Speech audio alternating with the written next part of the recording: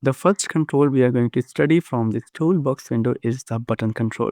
Button control is one of the most fundamental and frequently used controls in WinForm. Button is a primary way for a user to trigger an action in the application. Now, in order to add button to the application, from this toolbox window, we have two different options. The first option is drag and drop. Just drag the button from the toolbox and drop it on the form.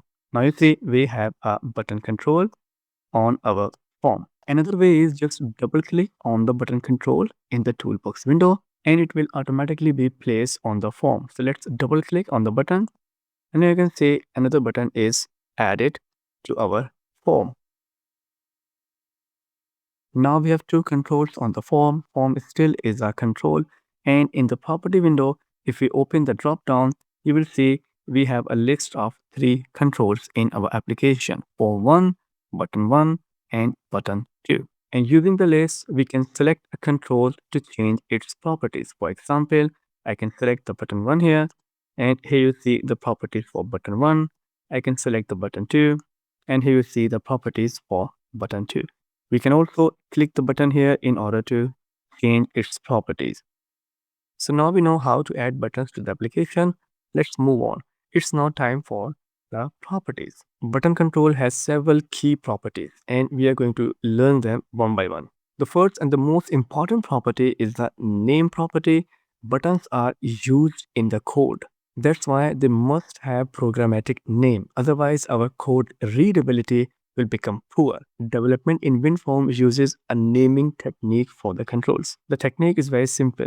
Every control will have a prefix. Prefix represents the type of the control and then we write the function of the control. So a control's name consists of two things, a prefix and function. Let's have an example to get the better understanding of it. Now, for example, this button 1 is for save and button 2 is for cancel. So the name should be the prefix. The prefix for the button can be btn. Btn represents the type of the control, btn. And after that, the function of the button. The function of the button is save. So btn save is a good name. So this is how we name our controls in WinForms applications. Now press enter. The same way we name our second button, btn cancel. So we will start with the prefix. We are working with the button, so prefix should be button and the function is cancel. Now in the list, you can see the names of our buttons. They are changed, btn save and btn cancel. So that was the name property and now we know how to name our controls. Let's move on. Another property, a very important property, is the text property. Text property simply updates the text on the GUI. So the text of the button 1 is button 1 as you can see here, but this button is for saving. So we can change the text like this, save. And the second button is for cancel. So we can change the text here like cancel. This text property is also used in the code. Using the code, we can change the text property of any button at runtime. Another useful property of the button is enabled. We find it here. As you can see, enabled is true. We can disable our button by setting the value false. Now the cancel button is disabled. It cannot be clicked when the application is launched. So let's run the program and check the output.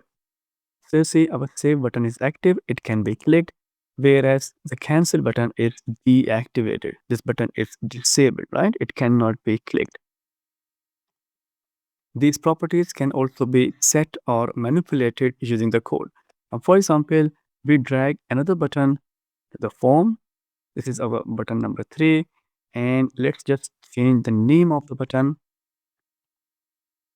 btn show help. The text of the button we are going to change using the code. We will also make it disabled. So in the code, inside the form constructor, this is a constructor and this is called when the application starts. So this is a perfect place to put any code that needs to run when the application starts, such as initializing data or setting up the initial states of the controls. So we are going to set the initial state of our button control. So let's write the name of the button, which is btn show help. Now you can see just by using the prefix, we can list out all the buttons on our form. So select the btn show help And now we are interested to change the text property. So using the dot operator, we will call the text property. And from here, from the code, we can change the text show help.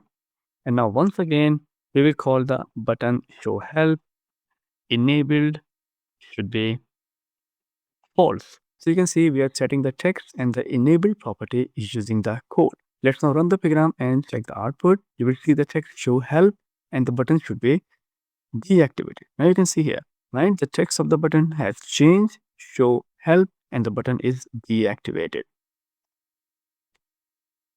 So that was the button control, and now we know how to add it and how to name it. Let's now move on. Button is the primary way to trigger an event, and in the next chapter, we will learn to code event.